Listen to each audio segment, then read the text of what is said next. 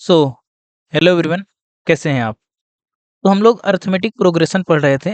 इसमें हमने थियरी लगाई थी और हम एक्सरसाइज पर पहुंचे थे। तो एक्सरसाइज 5.2 हम लोग कर रहे थे। सॉरी, एक्सरसाइज 5.2 हम लोग कर रहे थे। इसके हमने 2 वीडियो देख लिए हैं।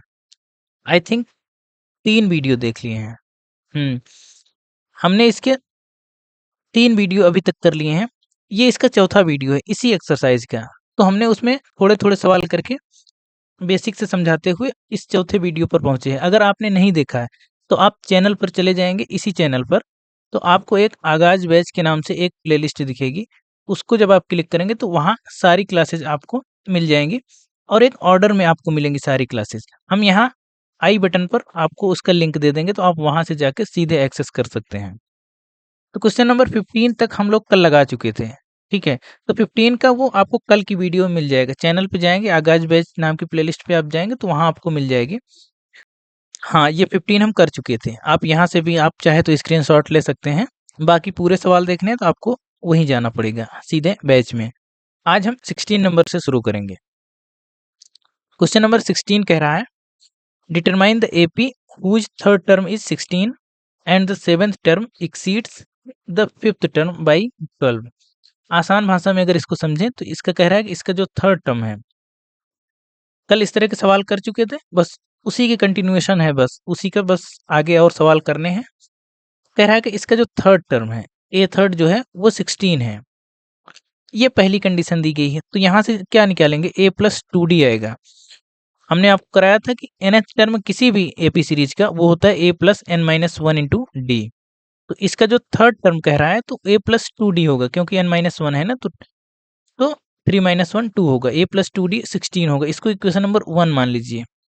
और उसका सेवेंथ टर्म कह रहा है कि वो उसके फिफ्थ टर्म से 12 ज़्यादा है, ये कह रहा है। अगर इसको आप डेटा में कन्वर्ट करेंगे तो ये आएगा कि उसका जो सेवेंथ टर्म है वो उसके फिफ्थ टर्म से 12 ज़्यादा है। यही कंडीशन निकल के आएगी। तो आप इसमें रखेंगे तो ए प्लस 6d होगा इक्वल टू, और इसका फिफ्थ टर्म होगा ए प्लस 4d होगा, ए प्लस 4d, ए प्लस 4d प्लस 12। यहाँ से ए और ए कैंसिल आउट हो जाएगा, 6d और ये 4d इधर आएगा तो ये होगा 2d इक्वल टू 12 है। तो यहाँ से d निकल के आएगा 6, d निकल के 6 आ गया। अब d को जब इक्वेशन 1 में आप रखेंगे, यहाँ आप लिख सकते हैं putting d equal to 6 in equation 1, in equation 1। तो जब आप 1 में रखेंगे तो यहाँ कितना आएगा, a प्लस 6 इंटू, जब आप d इक्वल टू 6 रखेंगे इसमें तो यहाँ आएगा a plus 2 into 6 equal to 16। a equal to आएगा, ये 12 हो जाएगा equal to 16, a equal to 4 आएगा। इस तरह से a इक्वल टू 4 आ गया। अब हमको AP बताना है, तो अब आप आंसर लिखेंगे the required AP, the required AP। AP हमको पता है, देखिए हम यहाँ लिख देते हैं AP कैसे निकालते हैं, ए plus D, A plus 2d, ये जनरल टर्म होता है AP का। तो आप यहाँ अगर रखेंगे तो a कितना है 4, हम सीधे लिख रहे हैं 4। a प्लस डी कितना होगा, इसका सेकंड टर्म कितना होगा, इसमें कॉमन डिफरेंस जोड़ेंगे तो 10, फिर से इसमें कॉमन डिफरेंस जोड़ेंगे 16, फिर से जोड़ेंगे 22। ऐसे आप कुछ भी निकाल सकते हैं। तो पूरी एपी ये है, हमारा आंसर ये है। जो एपी पूछा था ये आंसर यहाँ से मिल गया। आई होप आपको समझ में आया होगा, आसान सवाल था। क्वेश्चन नंबर 17 की ओर बढ़ते हैं। क्वेश्चन नंबर 17 क्या कह रहा है, 17 कह रहा है कि find the 20th term from the last term of AP. एक एपी दी गई है, उसमें कह रहा है कि लास्ट से इसका 20th टर्म बता दीजिए। तो हमने आपको दोनों फार्मूले कराए थे। दोनों क्या कह रहे थे कि अगर स्टार्टिंग से पूछे, अगर स्टार्टिंग से पूछ रहा है तो ए एन इक्वल टू कितना होता है, A plus N minus one into D, या इसको हम यहाँ लिख देते हैं, इसको यहाँ लिख देते हैं। अगर कोई एपी सीरीज दी है इस तरह से A plus D, A plus 2d and so on, अगर इसके स्टार्टिंग से पूछे, स्टार्टिंग से स्टार्टिंग से nth टर्म अगर पूछेगा तो वो होता है A plus N minus one into D, ये होता है। और जब अगर एंड से पूछे, आखिर से उसका nth टर्म बता दीजिए, तो वो होता है L minus N minus one into D. तो ये दोनों फार्मूले हमने बिल्कुल आपको कराया था, एकदम बेसिक से कराया था। थियरी की वीडियो में आपको मिल जाएगा। अगर आपको चाहिए तो यहाँ आई बटन पर हम उसका लिंक दे देंगे, आप यहाँ से जाके एक्सेस कर सकते हैं। तो सीधे देखिए, इसको हम दो तरह से लगाएंगे। पूरा हम समझाते हुए लगाएंगे। एक तो आप बिना फार्मूले लगाए भी इसको कर सकते हैं, आप इसमें चाहे तो स्टार्टिंग वाला फार्मूला लगा के भी कर सकते हैं। एक तो सीधे ये हो गया कि जब एपी दी गई है, सोल्यूशन हम लिख रहे हैं कि एपी दी गई है 3, 8, 13 एंड सो ऑन 2, 5, 3, इसका एंड से, इसका हमको चाहिए एंड से कौन सा टर्म, 20th टर्म, तो 20th टर्म फ्रॉम एंड लिख रहे हैं हम, A20 ही लिख रहे हैं, तो ये कितना होगा, L minus N minus 1, 19 into D, ये होगा। यहाँ हम अभी लिखे थे AN equal to L minus N minus 1 into D, अभी पिछली स्लाइड में यही लिखे थे, तो यहाँ से यही आएगा। तो A20 कितना होगा, लास्ट टर्म हमारा 253 दिया गया है, माइनस 19, और डी अगर निकालेंगे तो यहाँ से कितना है, यहाँ से अगर डी निकालेंगे तो 8 माइनस 3 5 आएगा ना, तो डी यहाँ पे 5 रख देंगे, तो आएगा 253 माइनस 95, इन दोनों को माइनस करेंगे तो कितना आएगा, आप माइनस करके देख सकते हैं, इन दोनों को माइनस करेंगे तो ये आएगा 158, ये है आंसर। तो A20th from the last, 20th term from the last कितना आया, 158, ये आपका आंसर है। देखिए इसका जो दूसरा तरीका है वो थोड़ा सा कॉन्सेप्चुअल है, हम उसी तरीके से लगा सकते हैं। जैसे ये सीरीज दी गई थी 3, 8, 13, हम बिना फार्मूले में कोई फेरबदल किए ही हम इसको लगा सकते हैं इस तरह से। अब इसी सीरीज को हम अगर रिवर्स करके लिखें, इसी सीरीज को अगर हम उलट कर लिखें तो इसको ऐसे भी तो लिखा जा सकता है, 2, 5, 3 डॉट डॉट डॉट डॉट 13, 8, 3, ये भी तो हो सकता है। इसका आखिरी से 20th कहा था, यानी इधर से गिनो तो 20th, तो ये इधर आ गया ना, तो यानी इधर से अब 20th, तो अब ये शुरुआत से 20th हो गया ना, तो सीधे सीधे स्टार्टिंग से अगर इसको हम निकालें, स्टार्टिंग से अब 20th निकालिए, 20th टर्म, स्टार्टिंग से 20th टर्म अगर निकालें तो क्या होगा, अब अगर हम इसमें डी निकालें तो डी क्या होगा, अब मेन काम डी का ही होता है, डी निकालेंगे तो कहीं से भी डी निकाल सकते हैं ना, अगर ये अर्थमेटिक प्रोग्रेशन में है तो डी तो हम कहीं भी दो टर्म से निकाल सकते हैं, कॉन्जिक्यूटिव टर्म्स 8 माइनस 13 तो इक्वल टू -5, बस यही अंतर आएगा, डी यहाँ -5 आएगा। आप वही फार्मूला लगाइए, A20 इक्वल टू कितना होगा, A प्लस 19D होगा ना, बस हो गया, कितना A कितना आएगा, पहला टर्म अब क्या बन जाएगा, जो लास्ट टर्म था हमने उल्टा तो वही पहला टर्म बन गया, प्लस 19 इंटू डी कितना होगा, D -5 होगा। बस देखिए सेम वही सब कुछ वही आ रहा है, 95 इक्वल टू 158, देखिए बस थोड़ा सा हमने कॉन्सेप्ट को सीधा किया, मतलब सीरीज को पलटा, हमने कॉन्सेप्चुअल बेसिस पे लगाया तो देखिए दोनों का सेम उत्तर आया है, यही आया है। तो ये बिल्कुल जरूरी नहीं कि आप फार्मूले रटें, आपको अगर समझ में आ रहा है तो सवाल को आप कर सकते हैं, कैसे भी कर सकते हैं। आई होप आपको समझ में आ गया होगा। बढ़ते हैं अगले क्वेश्चन की ओर। क्वेश्चन नंबर 18 कह रहा है कि the sum of 4th and 8th term of an AP is 24 and the sum of 6th and 10th term is 44, find the first 3 terms of the AP. इसमें कह रहा है कि इसको सोल्यूशन में लिखेंगे, इसमें बहुत कुछ समझाने लायक नहीं है, एकदम आसान सा सवाल है। कह रहा है कि इसका जो 4th टर्म है और इसका जो 8th टर्म है, इसका सम आ रहा है 24। यहाँ हम इसको सॉल्व करेंगे, इससे हमको एक इक्वेशन मिलेगी, तो यहाँ क्या लिख सकते हैं, ए फोर्थ क्या लिख सकते हैं, A plus 3D plus A प्लस 7D इक्वल टू 24। ये यहाँ से आएगा 2A plus 10D equal to 24। अगर हम चाहें तो इसको 2 से डिवाइड भी कर सकते हैं, तो A plus 5D equal to 12 आ गया। क्वेश्चन नंबर इसको 1 मान लीजिए। अब दूसरी कंडीशन क्या दी गई है, दूसरा ये दिया गया है कि इसका जो 6th टर्म और 10th टर्म है उसका जो सम आ रहा है वो आ रहा है 44। तो यहाँ लिखेंगे A6 plus A10 equal to 44। इसको सॉल्व कर लेंगे तो A प्लस 5D ये बनेगा और ये बनेगा A plus 9D equal to 44। इसको जब सॉल्व करेंगे ये 2A plus 14D equal to 44। इसमें चाहे तो हम 2 से डिवाइड कर सकते हैं, दोनों तरफ 2 से डिवाइड करेंगे तो A प्लस 7D इक्वल टू 22। इसको इक्वेशन नंबर 2 मान लीजिए। देखिए 2 इक्वेशन बन गई ना, तो फ्रॉम 1 एंड 2, फ्रॉम 1 एंड 2 2 में से एक को घटा दीजिए, 2 में से एक को घटा दीजिए, या इसको आप नहीं भी लिखेंगे ना तब भी एग्जामिनर समझ जाएगा कि आपने क्या किया है। तो आप यहाँ से अगर सीधे कर सकते हैं, ये तो कैंसिल आउट हो जाएगा, बचेगा क्या, 7 माइनस 5, ये बचेगा 2D इक्वल टू 22 माइनस 12, तो 2D इक्वल टू कितना आएगा 10। तो d इक्वल टू 5 ये आ गया। इसमें कह क्या रहा था, फाइंड द फर्स्ट 3 टर्म्स। तो देखिए d आ गया ना, a के लिए हम इसमें अगर इक्वेशन 1 में रखें तो a कितना आएगा, a plus 5 into 5 equal to 12। a equal to आएगा -13। यहाँ से आप कर सकते हैं, ये 25 हो जाएगा, उधर जाएगा तो 25 माइनस 12 माइनस 13 यहाँ से आएगा, 12 माइनस 25 होगा। तो ये आ गया, a आ गया, d आ गया। तो हमको निकालने कितने हैं, 3 टर्म निकालने हैं ना। तो फर्स्ट टर्म a होता है, तो a1 तो a ही होता है ना, तो a कितना आया है, -13। सेकेंड टर्म क्या होगा, a2 क्या होता है, a प्लस d होता है। तो अगर a में d जोड़ेंगे यानी 5 जोड़ेंगे तो कितना आएगा, -8। और इसका जो थर्ड टर्म आएगा वो कितना आएगा, third term a plus 2d होता है ना, तो a प्लस, नहीं a क्यों लिख रहे हैं आप, -13 प्लस 2 इंटू डी 5। तो इसमें अगर 10 करेंगे तो ये आएगा -3। तो इस तरह से तो फर्स्ट 3 टर्म आ गए ना, -13 -8 -3, ये आ गए 3 टर्म। तो ये आपका आंसर हो गया। तो आई होप आपको समझ में आया होगा क्वेश्चन नंबर 18। बढ़ते हैं अगले क्वेश्चन की ओर।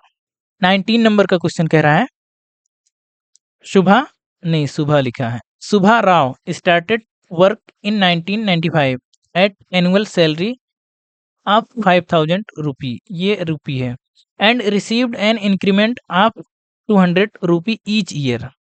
तो शुभा कोई है, वो कोई काम शुरू कर रही है, कब, 1995 में। 1995 में वो कोई काम शुरू कर रही है। अब उसकी सैलरी जो है उस समय 5000 रुपये है, और हर साल कह रहा है कि उसमें इंक्रीमेंट हो रहा है सैलरी में, कितने का, 200 रुपये का हर साल वो इंक्रीमेंट हो रहा है। तो कह रहा है कि कितने साल बाद वो उसकी सैलरी पहुंच के 7000 हो जाएगी, क्योंकि हर साल देखिए बढ़ रहा है ना, तो सैलरी 5000 से 7000 तो कभी हो ही जाएगी।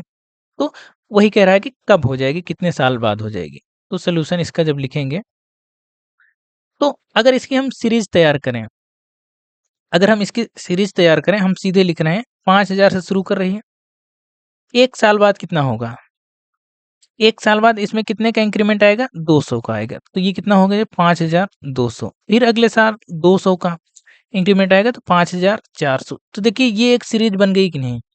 इसको पहुंच के कहाँ तक जाना है, इसको कह रहा है कि 7000 तक जाना है। तो आप बताइए कि कितने साल लगेंगे 7000 तक पहुंचने में। ये हमारी एपी बन गई। तो जो हमारी एपी बनी, ये एपी बनी। हम यहाँ करें let, let after n years, after n years salary, salary will be 7000। हम कह रहे हैं कि 7 नहीं, एन ईयर बाद उसकी सैलरी 7000 रुपये हो जाएगी। सीधे सीधे अगर इसको डेटा में लिखें तो ऐसे लिख सकते हैं, A7 नहीं, AN होगा। सीधे सीधे इसको लिख सकते हैं AN इक्वल टू 7000। बस AN कितना होगा, A plus N minus 1 into D equal to 7000। अब यहाँ से A कितना निकल के आएगा, A तो हमारा 5000 है, और डी कितना निकल के, हर साल इंक्रीमेंट 200 का रुपये का लग रहा है। तो बस सब कुछ यहाँ पता है। यहाँ 5000 plus N minus 1 into D कितना है, 200 इक्वल टू 7000। तो n minus 1 into 200 equal to, इसको इधर करेंगे तो आएगा 2000। तो n माइनस 1 इक्वल टू, ये आएगा 10। तो यहाँ से जब n निकालेंगे, n इक्वल टू आएगा 11। तो आप आंसर में ये लिखेंगे, after 11 years, 11 years salary become 7000। बस ये लिख सकते हैं। हाँ, अगर वो ईयर में पूछ रहा है, अगर कहीं आंसर ईयर में पूछ रहा है तो आप ऐसे कर सकते हैं, 119, ये 1995 प्लस 11 ईयर, इसमें जब 11 ईयर जोड़ेंगे तो यह आ जाएगा 2860 ईयर्स। ईयर्स यहाँ नहीं लिखेंगे, मतलब अगर पूछे किस सन में होगा या किस ईयर में होगा तो 2006 में उसकी सैलरी हो जाएगी कितनी, 7000 रुपये। ऐसे कर सकते हैं। तो आंसर दोनों लिख सकते हैं, जो भी आपको ठीक लगे। हाँ, 11 साल बाद भी लिख सकते हैं, और 2006 भी इसका आंसर आएगा कि हाँ 2006 में इसकी सैलरी 7000 हो जाएगी। एक आखिरी सवाल इसमें और बचा है, 20th नंबर का सवाल है, वो एकदम आसान सा सवाल है। ये 20th नंबर का, रामकली सेव्स रेट 5, ये सेव्ड लिखा है, सॉरी, रामकली सेव्ड, ये हो क्या रहा है, चलिए नहीं लिखेंगे यहाँ। वो 5 रुपये बचा रही है रामकली, पहले वीक में, पहले सप्ताह में 5 रुपये बचा रही, and then increase her weekly savings by rate 1.75। तो हर साल नहीं, हर हफ्ते जो है उसमें देखिए इतने की उसकी बचत हो रही है। शुरुआत में पहले हफ्ते में तो 5 बचाई है, उसमें फिर इसमें इंक्रीमेंट हो रहा है 1.75 का। कह रहा है कि एन वीक बाद, पता नहीं एन की वैल्यू क्या है, कह रहा है एन वीक बाद उसकी सेविंग जो है वो 20 रुपये 75 पैसे हो जाएगी। तो वही एन की वैल्यू पूछ रहा है। तो सोल्यूशन ऐसे आराम से लिख लेंगे। जब हम एपी बनाएंगे, पहले हफ्ते 5 रुपये है, तो दूसरे हफ्ते कितना होगी, इसमें 1.75 फिर से ऐड करेंगे तो 6.75 हो जाएगी। तीसरे हफ्ते में कितना होगा, इसमें फिर से 1.75 अगर हम ऐड करेंगे तो वो कितना हो जाएगी, वो हो जाएगी 8.50। आप ऐड करके देख सकते हैं। एंड ऐसे ऐसे करेंगे तो ये आखिर में पहुंच रहा है 20.75। ये नहीं पता कितने हफ्ते बाद पहुंच रहा है, वो कह रहा है कि एन वीक बाद यहाँ पहुंच रहा है। तो हम लगाएंगे लेट, नहीं लेट क्या इसमें दिए तो मानोगे क्या, ए एन इक्वल टू 2.75 सब कुछ दिया है ना। कह रहा है कि एन वीक बाद इतना हो जा रहा है, तो ए एन इक्वल टू कितना होगा, जो उसका जो एन टर्म होगा इतना होगा। तो A plus N minus one into D equal to 20.75। अब यहाँ से जब ए निकालेंगे तो कितना आएगा, ए तो वही शुरुआत वाला, और डी निकालेंगे तो डी वही जितने का इंक्रीमेंट हो रहा है वही डी है, बस ये है। तो 5 plus N minus one into D कितना है 1.75, 20.75 ये आएगा। तो n minus one into 1.75 equal to, इसमें अगर 5 घटाएंगे तो कितना आएगा, ये 15.75 आएगा, इसमें क्या दिक्कत है। तो n minus one equal to करेंगे तो 15.75 बटे 1.75। तो इसको हम यहाँ कर देते हैं। तो इसको अगर पॉइंट से पॉइंट अगर काटेंगे तो अपने आप कट जाएगा, क्योंकि 2 अंक इधर है 2 अंक इधर है। N minus one equal to कितना है 1.75 पान 175। इसको अगर हम डायरेक्ट 25 से काटें तो 25 तियाँ 75, 25 चौके 100, 25 पंचे 125, 25 छक्का 150, 25 सत्ते 175। तो 25 पंचे 125 और 25 छक्का 150, 150 7 बचा, 25 तिरका 75, तो 7 नवैया 63, तो 9 आ गया। N minus one equal to 9 आ गया, तो एन इक्वल टू कितना आ गया 10। तो ये आ गया 10। एन की वैल्यू पूछा था तो एन हमने निकाल दिया, ये आंसर आ गया। आई होप आपको समझ में आया होगा। हमने एक्सरसाइज 5.2 के सारे क्वेश्चन हमने डिस्कस कर लिए। तो ये एक्सरसाइज आज यहाँ खत्म होती है। तो हमने इसको 4 पार्ट में किया है, 4 पार्ट में किया है। अगर किसी ने भी कोई पार्ट मिस किया है तो हम फिर कह रहे हैं कि चैनल पे जाएगा, चैनल पे जाके उसको आगाज बैच के नाम से एक प्लेलिस्ट दिखेगी, आगाज बैच के नाम से ऊपर ही दिखेगी। उसमें सारी क्लासेस हमने ऑर्डर से ऐसे अरेंज कर दी हैं, तो 1 बाय 1 वो देख सकता है। किसी भी पर्टिकुलर चैप्टर पर भी जा सकता है, कहीं कोई क्लास छूटी है तो उसको भी देख सकता है। तो अब जो हम कल शुरू करेंगे, हम कल इसमें पढ़ेंगे सम ऑफ एन टर्म्स। किसी एपी का एन टर्म्स का सम क्या होता है, उसका फार्मूला क्या होता है, वो पहले थियरी हम डिस्कस करेंगे। कुछ सवाल रहते हैं, आप अगर नहीं देखे हैं तो आप एक बार देख के देखिए। देखकर आप थोड़ा सा उसमें देखिए कि थियरी जब हम कराते हैं तो उसमें अच्छे अच्छे सवाल रहते हैं। फिर जब हम न्यूमेरिकल लगाते हैं तो वो एनसीईआरटी की एक्सरसाइज के सारे न्यूमेरिकल्स होते हैं, वो चाहे 2 3 दिन 4 दिन जितना भी लगे, वो हम टाइम लेके लगवाते हैं। जैसे इसमें 4 क्लासेस लगी हैं तो चारों हमने लगवाया है। और मतलब पूरी तरह से लगवाया है, ऐसा नहीं कि कोई सवाल हमने स्किप किया है।